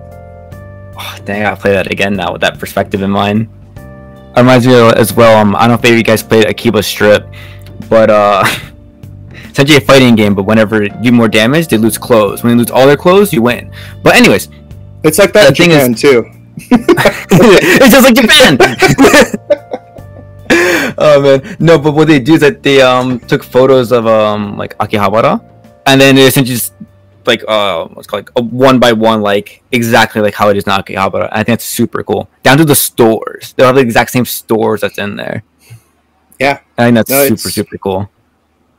Yeah, like all the places you can visit in like in Persona 5, like all of the places you can visit. Like, I've been to most of those places. Like, it's pretty cool. I want to mention real fast. Talking about Persona 5, Paradox says this: guys, we need to show teachers trying to get with students is bad, and then let the student character hook up with the teacher. Oh, that's great. That whole part of the game is so funny. It really is. Are you a student? No, I'm a dad. Anyway. Oh yeah, that's right. Oh man. I'll say this: hiring your teacher as a maid is not common in Japan. I'll put that rumor to bed right now. Oh, it's supposed to talk about how people are very desperate in Japan, man. They need more side gigs. Yeah, that's a thing. That's a true thing. So maybe finding your teacher as like a maid, maybe isn't that crazy. Who knows, man? Desperate times, man. If my students ran into me in public, they wouldn't see me being a maid. I mean, it depends on what they pay. This man is lying. Oh my god. You know, with enough money, anything's possible, guys. Yeah, honestly, in Japan. In Japan, you can hire families to pretend to be your family. That's a thing. Can you touch up a bit more about that? I mean, I've never personally done this. I've just seen it on YouTube, but like there are services where you can hire someone to pretend to be your girlfriend, or pretend to be your boyfriend, or pretend to be your family. Like, and like, let's say you have like a for example, you're invited to a wedding, and it would be really bad if you didn't have like a partner to go to the wedding. So you hire someone to pretend to be your boyfriend or girlfriend. And that's definitely real thing. That's a very real service that happens in Japan. Yeah, Flug says rent a girlfriend reference? No, rent a girlfriend's real. That's a real thing. Yeah, people do that. Yeah. It's not just like this crazy anime idea of like, wow, you can like rent girlfriend. That's such a crazy like anime idea. Nah. That's definitely a thing. Actual issue. It's kind of crazy. Yeah, like I know that like the guys in like Trash Taste have done stuff like that. Like Shibuya, like Shibuya Kaho's done stuff like that. I know that. Oh, what was it like Conan? Like the talk show host Conan. Like when he came to Japan, he like rented a family to like hang out with him. And I was cracking me up. He was doing like the interview with like the guy who was like trying to set him up with the right family. He's like, "What's the maximum amount of time that I can rent this family?" And they're like 3 years or something like that. Like, that's insane. That's nuts. So with enough money, anything is possible. For real. One thing Paradox said, I think it's great, is hiring 10 of the largest muscle-bound men to escort me to the Japanese wedding. Some mookie guys to come hang out with you. I mean, you think it's kind of like the idea of like you can rent someone. You can probably rent someone who's like just super big, you know. Sure. Granted, even in America, you can like what's it called? You can hire bodyguards. Yeah. Close enough. I guess like I want to really touch up on because it's a big misconception. It says Flo talking about the age of consent being 14. No, absolutely not. I think the only place where it is like one really remote island where like there's so disconnected from it. But other than that, every prefecture has their own consent. It's usually just 18 everywhere. Yeah. So that's like and also like we have weird rumors about Japan. There's a lot of them. Some of them are true, but a lot of them aren't. Like the whole like you can buy panties in like all the vending machines. Like there are those vending machines. I've seen them, but they're not everywhere. I think they were legal now, actually. I don't know. The only time I ever saw them was whenever I would be in Akihabara, and I haven't been there in a couple of years, so maybe they're not there anymore. It's crazy. The official one was changed to like 16 recently, but all the prefecture ones are like 18. Crazy, so, man. It's pretty interesting. The people on Twitter, they're like, "Oh man, I can't believe they're changing it, man. They're changing the culture, it's tradition." I'm like, stop. Like, no. Oh man, we're talking about something really cool before, and I completely forgot. You were talking about like renting people. Yeah, rent to grow. Oh yeah, renting families, man. That's an interesting thing. Crazy. Car says, you guys still talking? Talking simulator. Yeah. That's what a podcast is essentially. What's wrong with talking, man? I don't know if I want to bring this up or not. I guess I'm going to. Question: how was your experience with meeting people? And they'll use some Japanese words, but they use it completely differently from what it actually means. What do you mean by that? One example, I find some people will be like kind of like edgy, whatever. Like, yeah, I'm like a Ronin, man, or like their name would be a Ronin. I'm like, so you need a job. So you're a dropout. Like Japanese people that say stuff like that? No, see, like what's called like some people on their Discord, like Westerners, they like might also like Ronins or whatever. Because I think it means like a samurai without a master, so it's supposed to be like kind of like edgy or whatever, something like that. But it also just means in Japanese, someone that doesn't have a job, like they're unemployed, or if they dropped out of high school or college. I could see that being a slang. I don't know. I don't have a lot of background with that, so I can't speak to that. Oh, okay. Unfortunately. No, you're all good. Oh man. Oh, I like this. Kaushik asked this. What's the reason for becoming a teacher, and is it worth it? The reason I became an English teacher is because it is the easiest way to get a working visa. If you have a college degree in pretty much anything, and you want to teach English here and you're a native speaker, they will throw a job at you. It might not be in the part of Japan you want it to be in, but they will throw you a job. So yeah, that's why I got out here. I didn't have that much interest in teaching English before that, but I think, being able to do public speaking very well is an important skill to learn, and you definitely learn that teaching. For sure. Long term, no. I'm actually currently looking for to kind of transfer out of teaching English into doing some other stuff. What are you thinking of? Not anything really in particular, but I was, the dream job would be to do something working in the voice acting industry, not necessarily as an actor, but I think the whole scene is really interesting. So a lot of people are very, very talented over there. Yeah, but a lot of voice actors are essentially just like idols, I guess, as well. Yeah, I mean, there's definitely the idols, and there's also like the voice acting culture, but that's its whole thing. But I just want to try something other than my stipulations. I don't want to teach English forever, because to me it's just a job, and I'm pretty good at it. But to me, it's not something I want to do forever. And I also don't want to be a salaryman. But another thing is, being an English teacher can be quite lucrative here in Japan. If you find the right company and the right contracts. So, like, I don't want to change work to just get paid less somewhere. So I'm trying to like upgrade. Right. Trying to climb up. One thing Logo says, teach Leo some English, please. Yeah, we need a stream where you teach me English, man. I definitely need it. Well, like teaching Leo English. I think his English is is definitely passable. Well, they see everything I do wrong when I translate something. Because like sometimes my English just goes down to 0, man. That, or if I'm reading something in Japanese, I'll translate it and I make it sound like Google Translate just because the word order in Japanese is so different, and sometimes I don't like naturally make it sound good, I guess you could say. Teach them our docs. Documents when we were translating stuff. It can get pretty bad. My English is bad. Which of the two of you is better in Japanese? Practical experience? I'd say probably me. Actually, probably definitely. Sorry, Leo.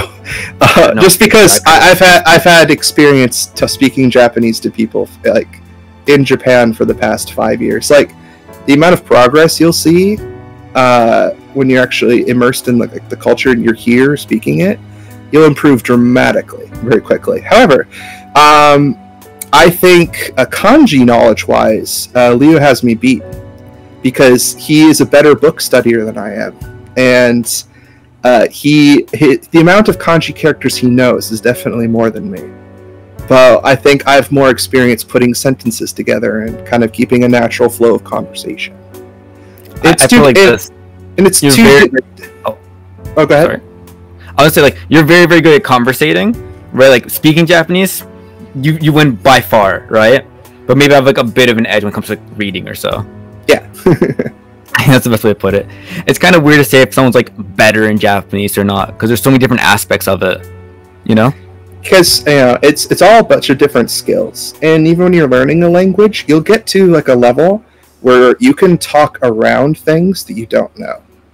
Like, I know like a lot of vocabulary and a lot of stuff like regarding many different subjects, but let's say if I have to go to the tax office to do deal with tax stuff in Japanese, most of that vocabulary I don't know what that is, and so I'm like looking at like tax forms in Japanese and I'm like, oh god, I don't know what half of these kanji characters mean.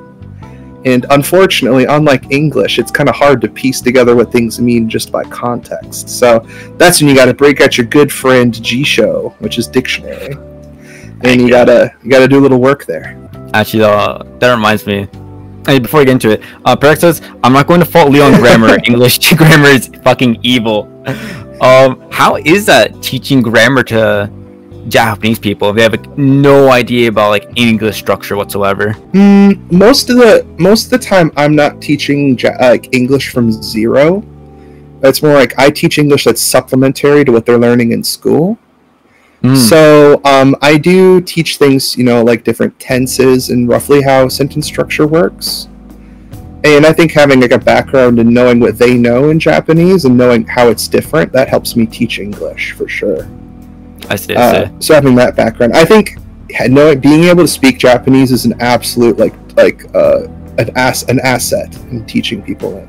I think when you're learning a language, you need to have a common language with your teacher to like ask things. Like earlier I talked about how I'd speak up in teacher meetings. Like at that first school I taught at, they didn't want us speaking Japanese to the students like at all. They wanted zero Japanese in the classroom. And I'm like, these kids are 5 years old and they barely can speak any English at all. So I'm spending half the class. I'm spending most of the class doing charades, trying to get them to figure out like what this means when I could just tell them what it means in Japanese. It's like, why are we making this so much harder than it is? But I think when you're learning a language, having like a common language with your teacher is so important. For sure. One thing I want to mention is about how crazy Japanese gets different with its the sentence structure and everything, right? So just to give someone an example, if you want to say like, I want to eat an apple, you say apple eat one. You kind of get what I mean with one at the end, but like everything's kind of just all the way around for the most part. But also Max said earlier about it being hard to figure out things in context. The thing is, they don't say like you or I or even what they're talking about for the most part. They just drop all the nouns. And I gotta say, that is the hardest part when it comes to understanding Japanese. If you like space out for a little bit, it's like, what are they talking about anymore, dude? It makes it so hard to eavesdrop on people because you don't know the context of what they're talking about. So it's just like a bunch of like, it's so hard to eavesdrop on people. You just hear a bunch of adjectives and like verbs. Don't know what's about though. Like, well, they're doing something about that. Like, I don't know what that is. The perfect spy language. Yes. Yeah. You just drop. Things only make sense in context. Literally, man. I gotta say that's the hardest thing when it comes to translating as well.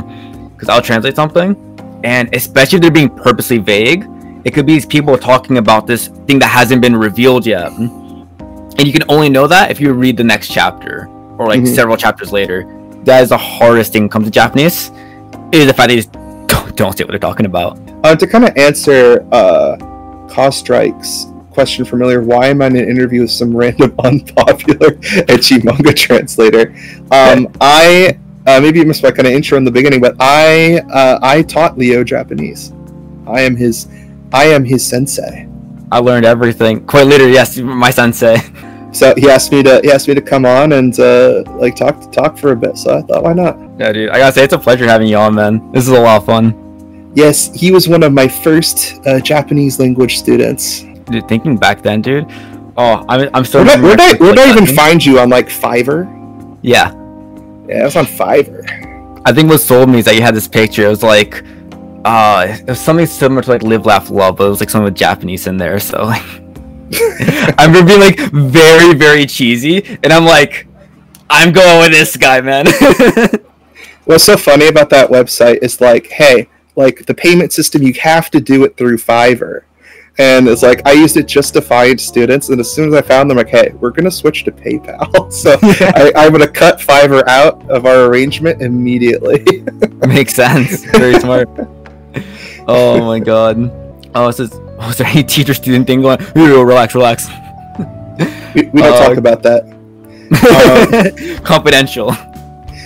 So what do you feel about your student ending up as a hentai translator? I think it's awesome. I did end up translating some hentai, so like that's not cap either. I think it's really awesome that he's doing that. It's like it's a cool thing to do, to be honest.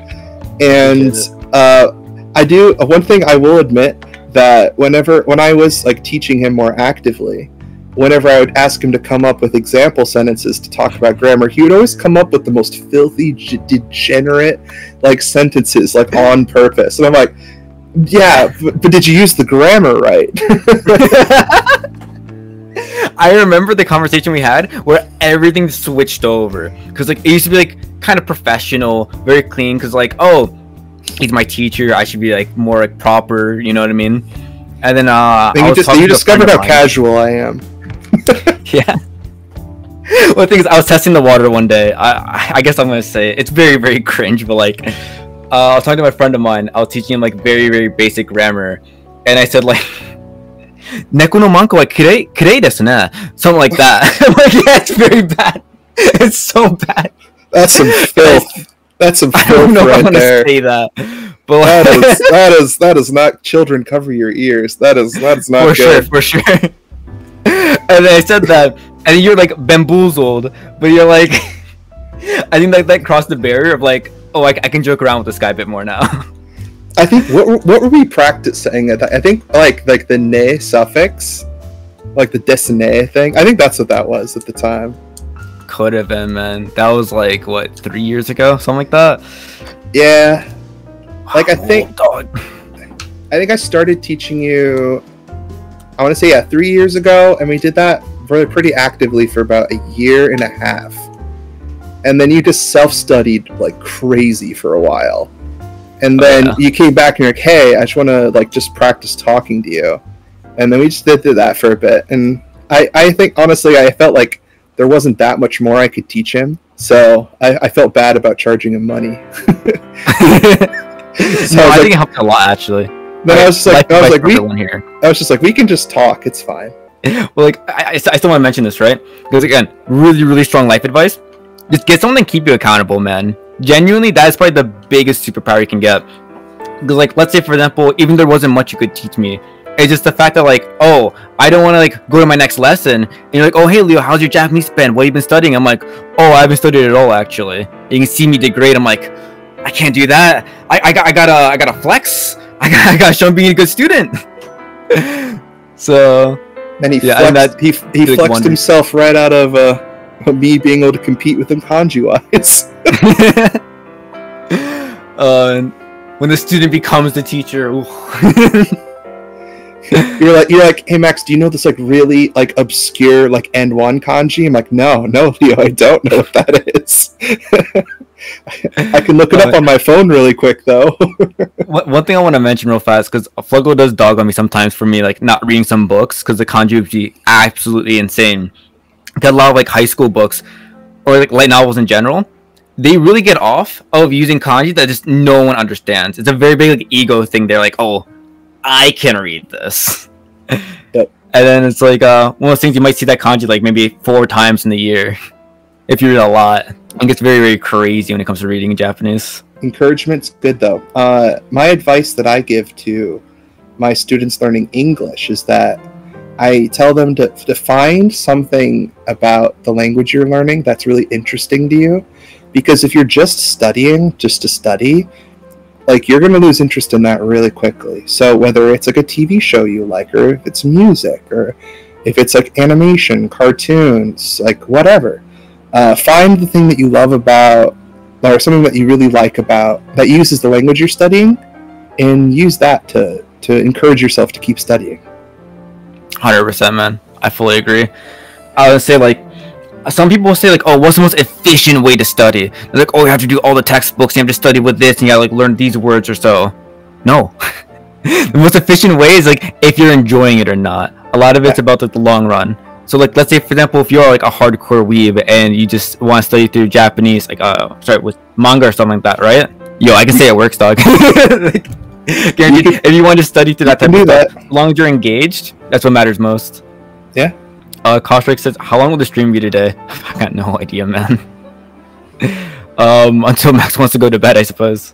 Actually, I was coming to that, actually. Because I do have to teach in the morning, so I was gonna lead into me exiting pretty soon. Oh, okay. I think like 5 more minutes or something like that? Yeah, something like that. Sounds good. So yeah, someone want to ask a few final questions for Max.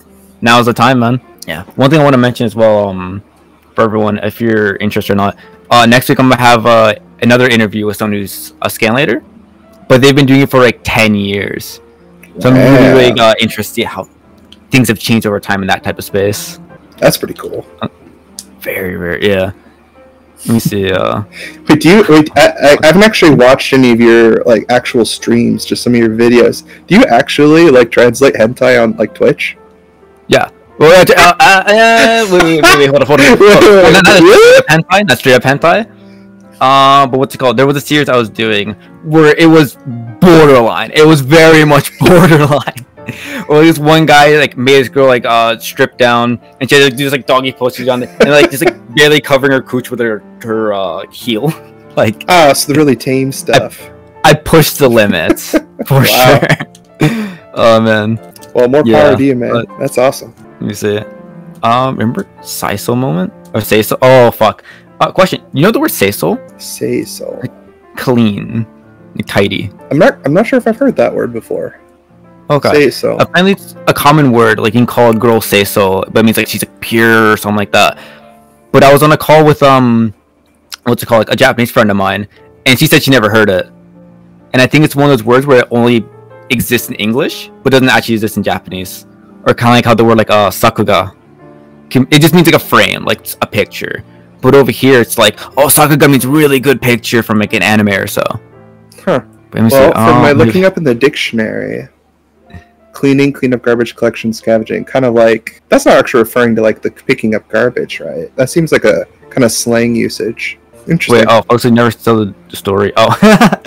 Anyways, about that, we're having a debate about that. So I actually went to look up like Seiso girls in Google, and I was on stream and I was showing my screen, and then I ended up just getting straight up hentai, just straight up like pornography all over the place. That sounds like a dangerous like Google search right there. Yeah, it was really bad. I thought it was gonna be a pure girl, but instead I skipped pornography. Very different. But have you seen that clip of Pokimane? Like someone sent her porn accent, she's screaming. No, I haven't really seen a lot of Pokimane. Neither do I. I saw one clip I thought was very funny, but I thought to myself, she's being over dramatic or something like that. It's whatever. And then I ended up doing the same thing. Like, I legit freaked out. I'm like, it happens. That's it. I've been streaming for the past couple months, all for nothing. Well, Oh man. another kind of interesting Google search that could go very weirdly, very quickly. If you look up oyakodon, you know what that is. Yeah. Oyakodonburi. It means what's it? Wait, donburi. Wait. I don't like this booty at the end. You know, like that. Like oyakodon is delicious. Right. Oh no. What? Alright, I'm gonna look this up. I'm curious. So, oyakodon. Yeah, Booty. oyakodon, and then if you add the booty, it changes a little bit. Wait, oyakodon. That's right. Yeah, oyakodon booty. Like parent-child bowl. Well, I did my call the content. I didn't find anything weird. Maybe because I have stage or something like that. You guys, before I go, you guys in chat wanna know some dirty Japanese slang? Let's hear it. So in Japan, a oyako means like parent-child. So a oyakodon is a parent-child bowl. What that is they have like when they have chicken with like scrambled eggs on top. So that's like what an oyakodon is, right? So it's kind of fucked up because it's like, yeah, right? But in kind of slang terms, an oyakodonburi is when a guy has sex with both the mother and daughter at the same time. Oh no! There you guys go. God damn it! With that, I think my job here is done. Nice. I really appreciate leaving this one now. With some final thoughts. All right. Same as well. Then I'm about to end the stream too. So yeah, what's it called? Next Monday I'm gonna stream the finale of Rain's Head. I'm gonna finish off the final 2 chapters of that, and then on the Tuesday I'm gonna go to the interview with the scan later. So follow. All right. And again, Max, thank you so much for coming on, man. I really appreciate it. It was awesome hearing you talk about your experience and all that. Yeah, it was fun. Sweet. All right, take it easy, man. All right, bye, chat. All right.